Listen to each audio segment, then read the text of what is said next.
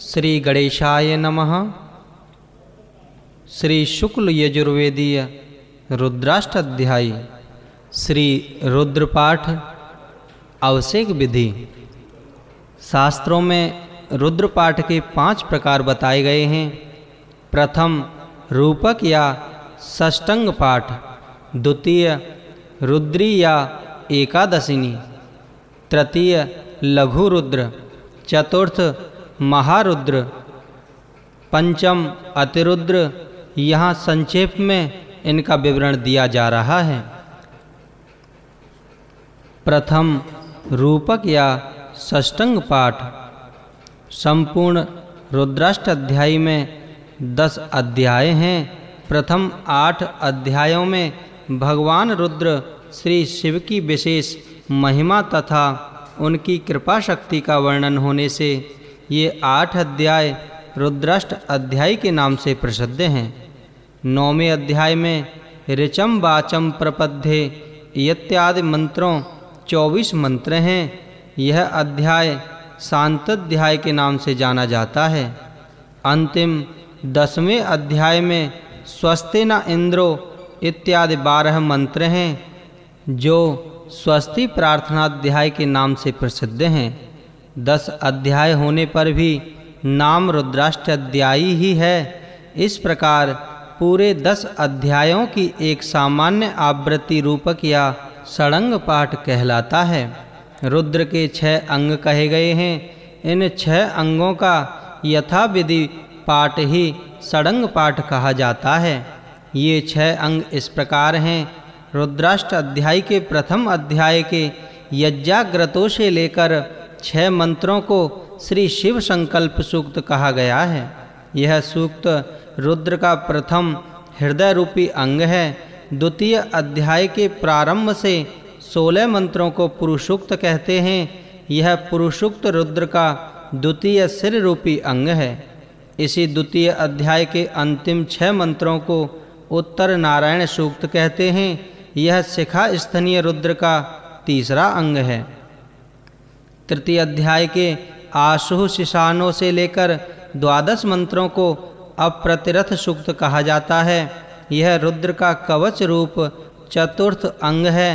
चतुर्थ अध्याय के विवरण बृहस्पति मंत्र से लेकर पूरा चतुर्थ अध्याय मैत्र सूक्त कहलाता है। यह रुद्र का नेत्र रूप पंचम अंग है। नमस्ते रुद्रमन्यव से लेकर पूरा पंचम अध्याय शतरुद्रीय कहलाता है। यह रुद्र का अस्त्र रूप षष्ठ अंग है। पंचम अध्याय के मंत्रों में नमस्ते पद के प्राधान्य से इसे नव का अध्याय भी कहा जाता है। इन 6 अंगों 5 अध्यायों का पाठ करने के पश्चात षष्ठाध्याय तथा सप्तम अध्याय का पाठ होता है। वयः सोमव्रत आदि 8 मंत्रात्मक षष्ठाध्याय रुद्र के महच्छिर के नाम से जाना जाता है। उग्रश्च इत्यादि 7 मंत्रात्मक सप्तम अध्याय जटा नाम से विख्यात हैं। इन 2 अध्यायों के पाठ के अनंतर 8वें चमकाध्याय पाठ करना चाहिए। इस अध्याय के मंत्रों में च, कार और मैं का बाहुल्य होने से यह अध्याय चमकाध्याय कहलाता है। इस अध्याय के पाठ के अनंतर अंत में शांताध्याय तथा स्वस्ति वाचन प्रार्थना अध्याय का पाठ करना चाहिए। इस प्रकार संपूर्ण रुद्राष्टाध्यायी के 10 अध्यायों का पाठ षडंग या रूपक पाठ कहलाता है। षडंग पाठ में विशेष बात यह है कि इसमें 8वें अध्याय के साथ 5वें अध्याय की आवृत्ति नहीं होती। रुद्री या एकादशनी षडंग पाठ में नमकाध्याय पंचम तथा चमकाध्याय अष्टम का संयोजन रुद्राध्याय की गई 11 आवृत्ति को रुद्री या एकादशनी कहते हैं।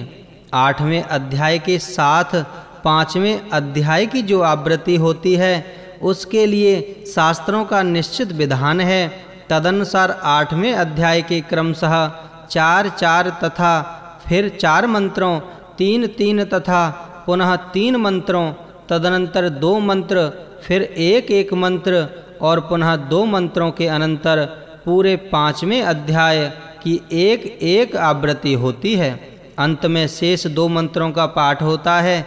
इस प्रकार 8वें अध्याय के कुल 29 मंत्रों को रुद्रों की संख्या 11 होने के कारण 11 आवृत्ति अनुवाकों में विभक्त किया गया है।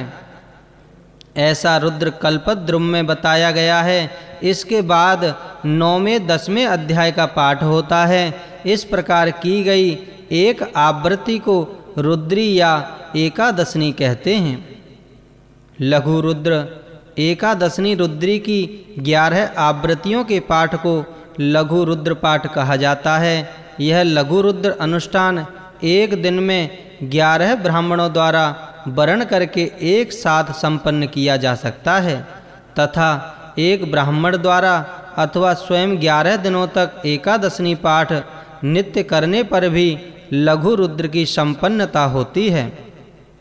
महारुद्र लघु रुद्र की 11 आवृत्ति अर्थात एकादशनी रुद्री का 121 आवृत्ति पाठ होने पर महारुद्र अनुष्ठान होता है। यह पाठ 11 ब्राह्मणों द्वारा 11 दिनों तक कराया जा सकता है तथा एक दिन में भी ब्राह्मणों की संख्या बढ़कर 121 पाठ होने पर महारुद्र अनुष्ठान संपन्न हो जाता है। अतिरुद्र महारुद्र की 11 आवृत्ति अर्थात एकादशनी रुद्री का 1331 आवृत्ति पाठ होने से अतिरुद्र अनुष्ठान संपन्न होता है। ये अनुष्ठान पाठात्मक, अवसेकात्मक तथा हवनात्मक तीनों प्रकार से किए जा सकते हैं। शास्त्रों में इन अनुष्ठानों की अत्यधिक महिमा का वर्णन है। रुद्राभिषेक में प्रयुक्त होने वाले प्रशस्त द्रव्य अपने कल्याण के लिए भगवान सदाशिव की प्रसन्नता के निमित्त निष्काम भाव से यजन करना चाहिए। इसका अनंत फल है। शास्त्रों में विविध कामनाओं की पूर्ति के लिए रुद्राभिषेक के निमित्त अनेक द्रव्यों का निर्देश हुआ है, जिसे यहाँ प्रस्तुत किया जा रहा है। जल से रुद्राभिषेक करने पर वृष्टि होती है। व्याधि की शांति के लिए कुशोदक से अभिषेक करना चाहिए।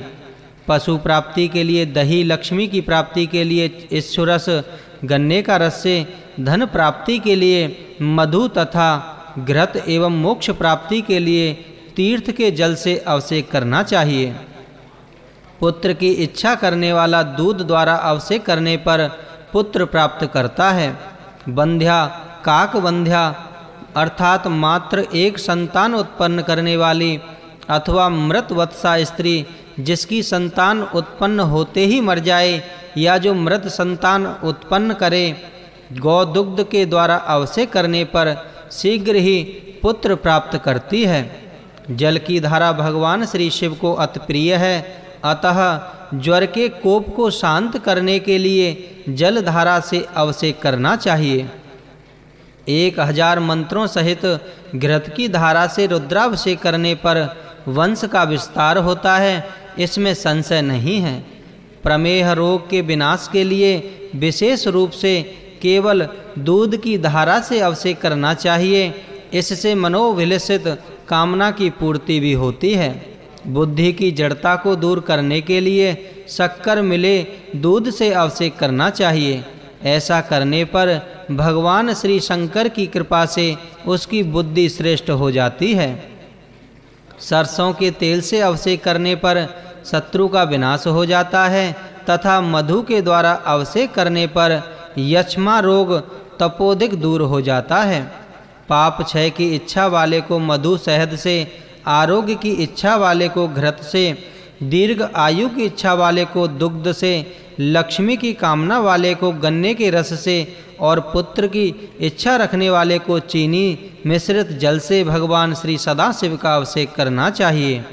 उपर्युक्त द्रव्यों से महालिंग का अभिषेक करने पर भगवान श्री शिव अत्यंत प्रसन्न होकर भक्तों की तत्वतः कामनाओं को पूर्ण करते हैं।